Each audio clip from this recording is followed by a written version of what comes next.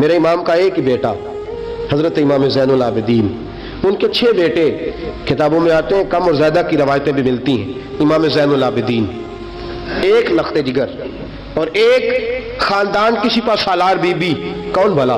حضرت سیدہ زینب رضی۔ یہ جناب زینب جب پیدا ہوئی تھی نا تو حضرت علی رضی اللہ تعالیٰ عنہ فرماتے ہیں کہ حضور سفر پہ گئے ہوئے تھے، تو مجھے سیدہ فاطمہ نے کہا کہ بچی کا نام رکھو، تو میں نے کہا کہ میں نے پہلے رکھے ہیں، کہا حضور تو سفر پہ ہے، فرمایا آئیں گے تو نام رکھیں گے جناب زینب رضی اللہ تعالیٰ۔ اور حضرت امام زین العابدین کی مختلف روایتوں میں مختلف عمر آئی، یہ 2 خاندان کے بڑے بچے تھے، خاندان کے یہ 2 بڑے بچے تھے۔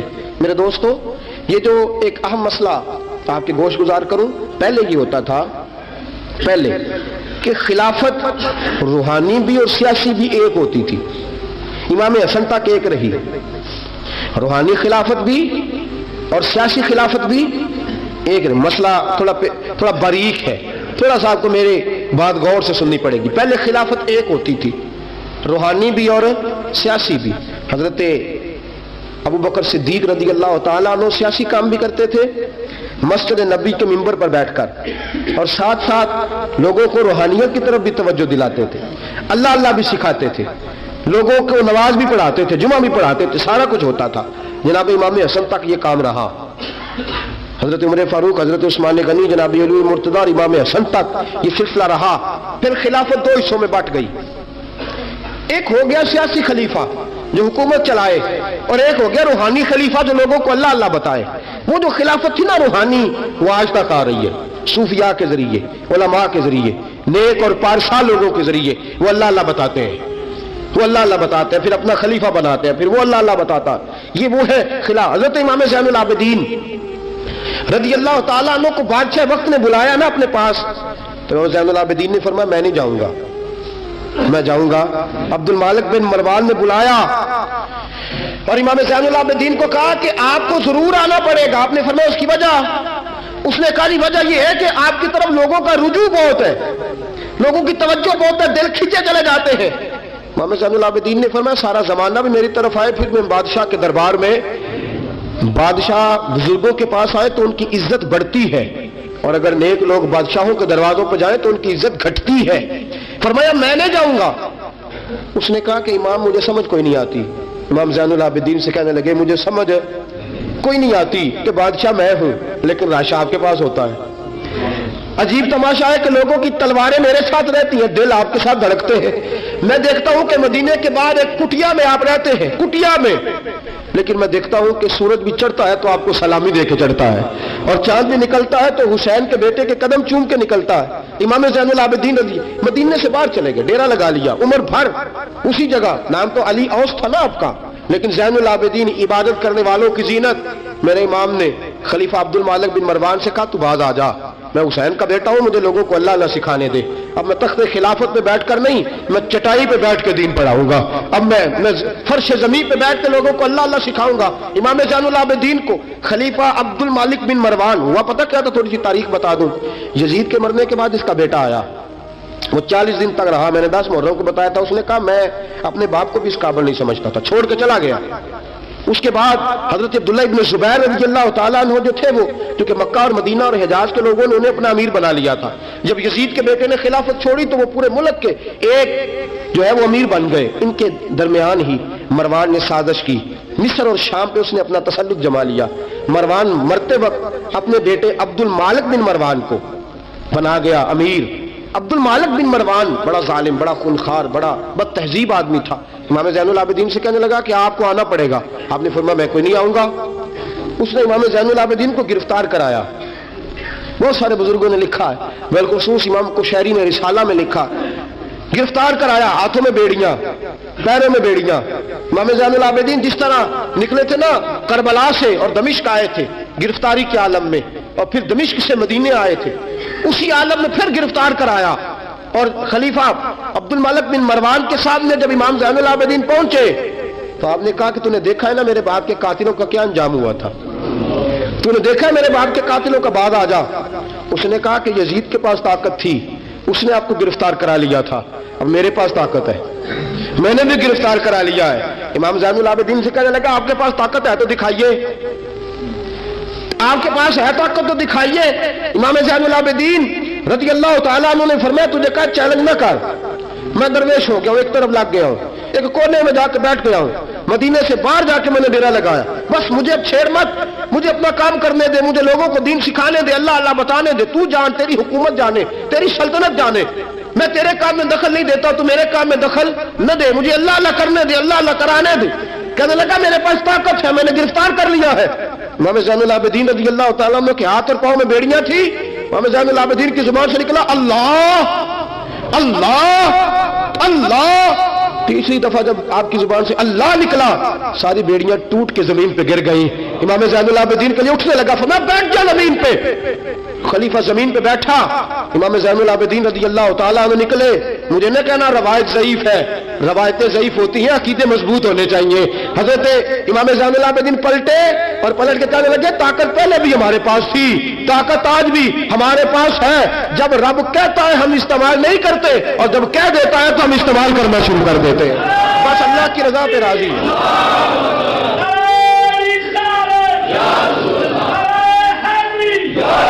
جب اللہ کہتا ہے تو استعمال کرتے ہیں۔ امام زین العابدین خلیفۃ المسلمین امیر المومنین امام حسن کے بھتیجے جناب علی کے پاس 3 سال رہے تھے، وہ تو کٹ گئے سارے، لیکن میرے امام زین العابدین اگرچہ حکومت نہیں لی لیکن دلوں پہ حکومت کرتے رہے، دلوں پہ۔ یہی خلیفہ عبد الملک بن مروان، دیکھو کہتے ہیں جادو ہو جو سر چڑھ کے بولے، اور حقیقت چھپ نہیں سکتی بناوٹ کے اصولوں سے، اور خوشبو آ نہیں سکتی کبھی کاغذ کے پھولوں سے۔ پتہ ہوتا ہے ہمیں سچ کیا ہے جھوٹ کیا ہے۔ طواف کعبہ ہو رہا ہے، طواف کعبہ، ایک عورت بہت بڑی، اس نے کعبے میں بھی آ کے ظلم کرنے شروع کر دیے، لوگوں کو تنگ کرنا شروع کر دیا۔ ایک بات یاد رکھنا، میں گیا عمرے پہ، مجھے اللہ نے توفیق دی ہے، لوگ وہاں جا کے بھی باز نہیں آتے، دھکے مارتے ہیں، بڑا کچھ کرتے ہیں، وہ اللہ کا گھر ہے، اگر فضل زیادہ ہے تو وہاں غضب بھی بڑی جلدی ہو جاتا ہے۔ وہ بی بی باز نہیں ہو، کہتی تھی میں بہت بڑے امیر کی بیوی ہوں، خبردار کوئی قریب آیا تو۔ حجر اسود کے قریب گئی تو حجر اسود نے پکڑ لیا، دبوچ لیا، پکڑ لیا، چھوڑتا ہی کوئی نہیں، چمٹ گئی ساتھ، بلاؤ لوگوں کو، بڑا کچھ کیا، لیکن حجر اسود چھوڑتا۔ اللہ آپ کو حج کی توفیق دے، آمین تو کہہ دے، اللہ آپ کو عمرے پہ لے جائے۔ یہ حجر اسود پتہ بندے جا کے بہادری دکھاتے ہیں، میں جب پرا سٹے 5-7 بندے، میں پھر چمدا رہا بڑا چیر، ایک عقل مندی کیتی ہے، ایک عقل مندی والی بات ہے۔ وہاں جا کے ہمارے بزرگ تو کہتے ہیں وہاں جا کے جانوروں کا بھی ادب کرو۔ وہ خدا رسول کے مہمان میں دھکے دیتے رہے ہو، کوئی عقل مندی ہے، یہ کوئی بہادری نہیں۔ اگر سوڈان والے کرتے ہیں، ایران والے کرتے ہیں تو وہ جانے، ان کا رب جانے، ان کے عمل جانے، ہم تو وہاں جا کے جانوروں کا بھی ادب کریں گے، ادب کریں گے، احترام۔ نہیں موقع ملتا تو نہ ملے، میرے حبیب نے فرمایا دور سے ہاتھ لہرا کے چوم لو، حجر اسود قیامت والے دن تمہارے ایمان کی گواہی دے دے گا، تمہارے ایماندار ہونے کی گواہی دے گا۔ بی بی چمٹ گئی ساتھ، خلیفہ عبد الملک بن مروان سے کہا کہ وہ بہت بڑے رئیس کی بیوی، اب چھڑا، اب ساری زندگی تخت پہ بیٹھ کے امام زین العابدین کی مخالفت تو کرتا رہا ہے، اب چھڑا۔ نیچے اتر آیا، تو بی بی کے خاوند کو کہنے لگا زین العابدین کے پاس چلے جاؤ، اگر حل ہے تو اس کے پاس ہے، اگر کوئی علاج ہے تو اس کے پاس ہے، اس کے پاس جاؤ، میں چھڑا سکتا، ادھر جاؤ، ادھر وہ ہے دروازہ، وہ ہے جناب علی کا پوتا، وہ ہے امام حسین کا جانشین، وہ بیٹھا ہے۔ زین العابدین تیرا تو سارا گھر کربلا میں کٹ گیا تھا، تیرے پاس تو رہنے کو مکان تک نہیں بچا تھا، خون کی ندیاں بہہ گئی تھی، اور یہ کیا معاملہ ہے؟ امام زین العابدین کی سیرت اور صورت لوگوں کو بتاتی ہے کہ اب بھی اگر محبتوں کی وجہ سے دل جھکیں گے تو ہمارے خاندان کی طرف ہی جھکیں گے۔ امام زین العابدین کے پاس گئے، امام زین العابدین اپنے حجرے میں بیٹھے، کہا جناب ایک بی بی حجر اسود کے ساتھ لگ گئی، آپ آئیے۔ امام زین العابدین رضی اللہ تعالیٰ عنہ نے فرمایا میں نے سنا ہے رئیس کی بیوی ہے، لوگوں کو تنگ کرتی ہے، چھڑا لے گا؟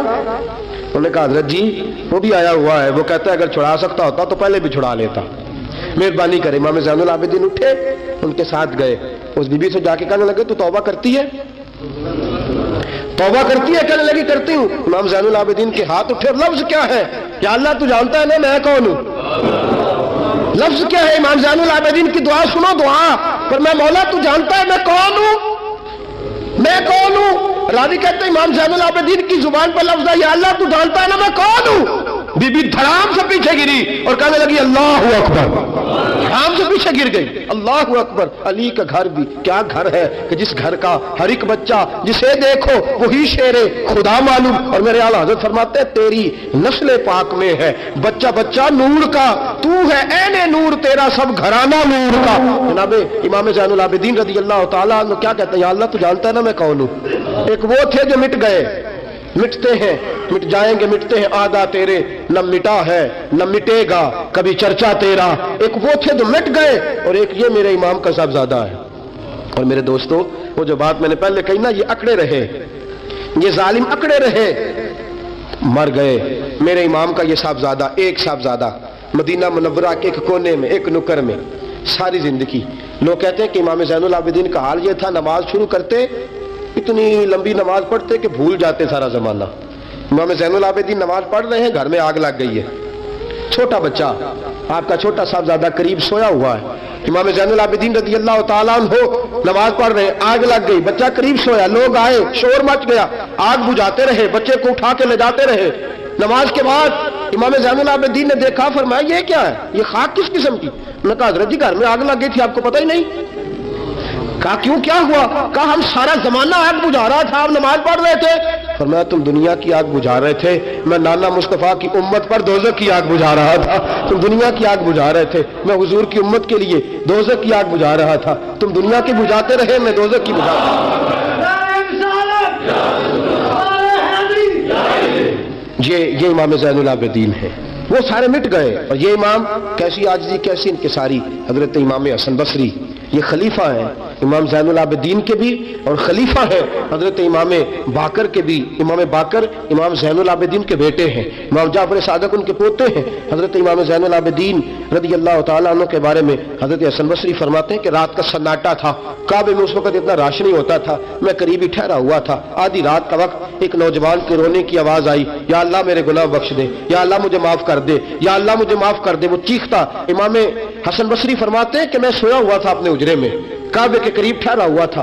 फरमाते हैं कि मेरी उस नौजवान की आहोजारी की वजह से मेरी आंख खुल गई, उसकी तड़प की वजह से मैं उठा।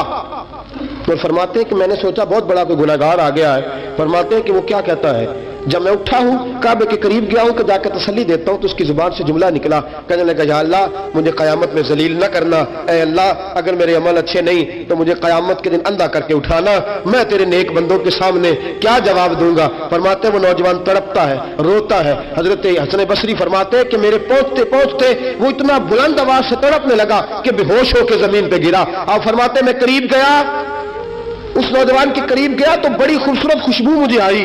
फरमाते मेरे दिल में ख्याल था तसल्ली दूंगा कि बेटा ठहर जा, मैं भी दुआ करता हूँ, तू भी दुआ कर, अल्लाह बड़ा मेहरबान है, माफ कर देगा। फरमाते हैं जब मैंने उस नौजवान के चेहरे से जुल्फे हटाई, गर्द साफ की, तो मेरे पांव तले से जमीन निकल गई। ये तो इमाम हुसैन का बेटा ज़ैनुल आबिदीन है, ये तो इमाम हुसैन के लख्त जिगर, अलीउल मुर्तज़ा के जिगर पारे जनाब सैयदा फातिमा के नूर नजर है, ये तो हजरत शहर बानो शहजादी के बेटे हैं। इतनी आहोजारी, इतनी तड़प, इतनी बेचैनी, इतना अल्लाह से ताल्लुक। हजरत हसन बसरी फरमाते हैं कि कदमों पे गिरा, पांव चूमे, इमाम ज़ैनुल आबिदीन की आंख खुली तो कहा हसन बसरी ना कर, तू बुजुर्ग है। इमाम ज़ैनुल आबिदीन उठ के बैठ गए। हजरत हसन बसरी रहमतुल्लाह ताला अलैह फरमाते हैं मेरी आंख निकल गई, आंसू मेरे बह गए। मैंने कहा ज़ैनुल आबिदीन कहां से दिल लेके आए हो तुम लोग, और कहां से सवारा है खुदा ने तुम्हारे खानदान को। सारा कुछ दे भी देते हो अल्लाह की राह में, सारा कुछ लुटा भी देते हो, सारा कुछ कुर्बान भी कर देते हो, अपने लिए रखता भी कुछ नहीं, और फिर भी माफिया ही मांगते फिरते हो, फिर भी माफिया ही मांगते फिरते हो, फिर भी रोते फिरते हो, फिर भी बारगाह खुदाबंदी के अंदर आहुजारियां करते रहते हो। हजरत हसन बसरी रहमतुल्लाह ताला अलैह फरमाते कि वो जमाना मैंने इमाम ज़ैनुल आबिदीन का देखा। मेरे दोस्तों वो तो मिट गए, अकड़े रहे ना, मिट गए। करबला के बाद वो मिट गए, मेरे इमाम को मिटाने वाले। लेकिन इमाम ज़ैनुल आबिदीन मेरे इमाम का एक साहबजादा बच्चा था, लेकिन उन्होंने रूहानी खिलाफत का आगाज कर दिया। पूरी दुनिया में मेरे इमाम ज़ैनुल आबिदीन का फैज है, जिस्मानी भी है, रूहानी भी है, इल्मी भी है। इमाम ज़ैनुल आबिदीन ने जिंदगी पूरी गुजार दी एक कोने में लग के। इमाम ज़ैनुल आबिदीन किसी सियासी काम में कभी मुदाखलत नहीं। हजरत इमाम जाफर सादिक का जमाना आया तो फिर बादशाह ने बुलाया, इमाम जाफर सादक को। और ये इमाम जाफर सादक वो बुजुर्ग है कि हजरत इमाम आजम अबू हनीफा रहमतुल्लाह अलैह इमाम जाफर सादक के मुरीद है, उनके मुरीद है, उनके खलीफा है। हजरत इमाम जाफर सादक को बुलाया और जब सैयदना इमाम जाफर सादक रहमतुल्लाह अलैह रज़ी अल्लाह अन्हु पहुंचे तो आपने शानदार लिबास पहना, शानदार लिबास पहना और आला किस्म का जुब्बा पहना, आला किस्म की पगड़ी बांधी, हाथ के अंदर असा पकड़ा और हजरत इमाम जाफर सादक रज़ी अल्लाह ताला अन्हु कच्चे मकान से निकले लेकिन जरा बावकार होकर निकले। दरबारे बादशाह, दरबारे खिलाफत में पहुंचे, अपनी खुंडी को, अपनी छड़ी को हिलाया। वह क्यों बुलाया मुझे? वो बादशाह जिसने कहा था बुलाओ जरा, पता करता हूं क्यों मेला लगा रखा है। फिर भी बादशाह डरते रहते हैं, फिर भी डरते हैं कि अगर इन रूहानी लोगों ने इशारा किया तो सारी दुनिया इनके पीछे निकल पड़ेगी। बुलाओ, क्यों मेला लगाए रखा है? जब बादशाह के सामने पहुंचे तो बादशाह से कहा क्या बात है, क्यों बुलाया था मुझे? कहने लगा हुजूर गलती हो गई। आज के बाद इमाम जाफर सादक बाहर निकले तो बादशाह के वारी कहने लगे तू बड़ी बातें करता था, डिंगे मारता था, बढ़ के मारता था, बुलाओ इमाम को पूछ लेता हूं क्या हुआ। कहने लगा यार पता नहीं क्या बात है, जब नहीं होते तो बात निकलती है, जब सामने आ जाते हैं तो मुंह के अंदर से जुबान बोलती नहीं है। जब सामने आते हैं तो क्या रोब है, क्या रोब है। असल उसे समझ नहीं थी कि तेरी नस्ल पाक में है बच्चा बच्चा नूर का, तेरी नस्ल पाक में है बच्चा बच्चा नूर का, तू है ऐने नूर, तेरा सब घराना नूर का। हजरत इमाम जाफर सादक बाहर निकले तो आपका खादिम घर जाकर कहने लगा इमाम साहब आला किस्म का लिबास, लोग बातें कर रहे थे, इतना बड़ा कीमती लिबास, लोग गुफ्तगू कर रहे थे। तो हजरत इमाम जाफर सादक ने कमीज उतारा, नीचे टाट का लिबास था, फरमाया ये जो ऊपर पहना है ये मखलूक को दिखाने के लिए है और जो अंदर पहना है वो रब को दिखाने के लिए है। अंदर अल्लाह को दिखाने के लिए टाट का है लेकिन मखलूक को दिखाने के लिए मैंने आला लिबास पहना है। इनके दिल में ख्याल ना आए कि रसूल पाक के अहले बैत शायद कमजोर हो गए हैं, इसलिए डरते और सहमे हुए आते हैं। मेरे नबी के खानदान ने उस वक्त से लेकर ता दमे आखिरी आज तक एक पूरा किरदार अदा किया है।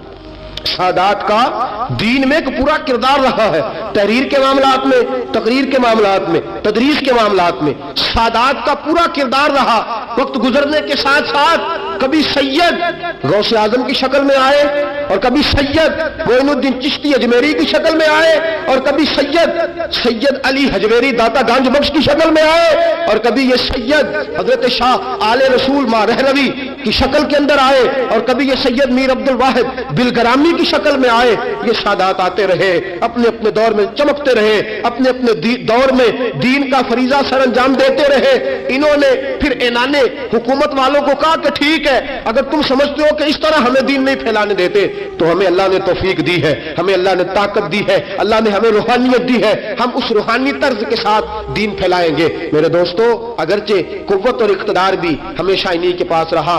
करबला में जो भी आया आप देख लीजिए ना, यजीद के 14 बेटे बताए जाते हैं, कोई भी नहीं कहता मैं यजीद की औलाद में से हूं। इमाम ज़ैनुल आबिदीन एक ही बचे थे ना करबला में, आपको गली गली सैयद मिलेंगे, नगर नगर सैयद मिलेंगे, जगह जगह रसूल पाक की औलाद मिलेगी। मेरे दोस्तों याद रखना जो जुल्म करता है और जुल्म में बढ़ता है वो बचता नहीं, उसका नाम मिट जाता है, उसका किरदार नफरत की अलामत बन जाता है। जिंदगी आप भी गुजार रहे हैं, वक्त मैं भी बिता रहा हूं, याद रखना, ख्याल रखना, अगर जालिम बनोगे तो मिट जाओगे, अगर जालिम बनोगे तो खत्म हो जाओगे, अगर जालिम बनोगे तो तुम्हारा नाम लेना लोग पसंद नहीं करेंगे।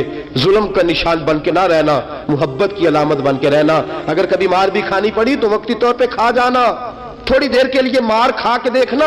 कभी कभी मार खाने में भी बड़ी इज्जत हुआ करती है, कभी कभी मार खाने और बर्दाश्त करने में भी बड़ा वखार होता है। कभी ये भी करके देखो, इसमें भी एक जायका है, इसमें भी एक लुत्फ है। मेरे अजीजों जो जुल्म करेगा नहीं रहेगा, जो जुल्म करेगा अगर कितने भी उसकी यहाँ औलादे हो जाएं उसका नाम नहीं चलेगा। जो मोहब्बत करेगा, जो मार खाएगा, ख्वाजा मोइनुद्दीन चिश्ती ने बड़ी मार खाई, दाता अली अजमेरी ने हिंदुओं से बड़ी मार खाई, हजरत गौस पाक जिलानी को बड़ा सताया गया। ये मार तो खाते रहे लेकिन पैगाम हक पे डटे रहे। इसे मार खानी आ जाए, मार खानी, बल्कि मुल्ला रूमी फरमाते हैं जिसे कटना आ जाए वो बच जाता है, जिसे कुर्बान होना आ जाए उसे इज्जत मिल जाती है। जो बर्दाश्त करना सीख जाता है वो मोहब्बत की अलामत बन जाता है। मैदान करबला ने ये सबक दिया, अगर वक्ती तौर पे मार खानी पड़ी तो जरा खा के देखना, लेकिन खाना हक के रास्ते में, खाना हक के रास्ते में। और एक और बात भी ज़हन के अंदर रखिए, जरूरी नहीं कि किसी जगह पे कसरत हो जाए, ज्यादा हो जाए तो वो वो हक की अलामती हो। हमेशा कसरत हक की अलामत,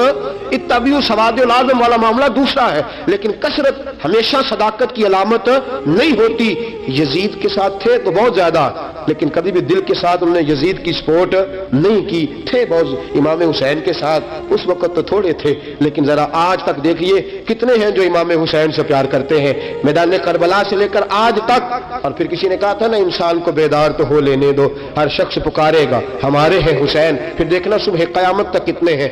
हक के नाम पे डट जाओ, अगर तुम एक भी हुए, दो भी हुए, 10 और 12 14 भी हुए, रहना हक पे कायम रहना। मार खा के देखना, इसमें भी बड़ी लज्जत है। जुल्म से बचना, जुल्म बहुत बड़ा ऐब है, जुल्म बहुत बड़ी बीमारी है। लग जाएगी तो नामो निशान मिटा देगी, खत्म कर देगी सफाई हस्ती से जालिम को। अल्लाह में हर किस्म के जुल्म से बचाए, हमेशा मिदहत खैरुल अनाम में गुजरे। दुआ है ये उम्र दरूद व सलाम में गुजरे। व आखिर दावाना अनिल हम्दुलिल्लाह।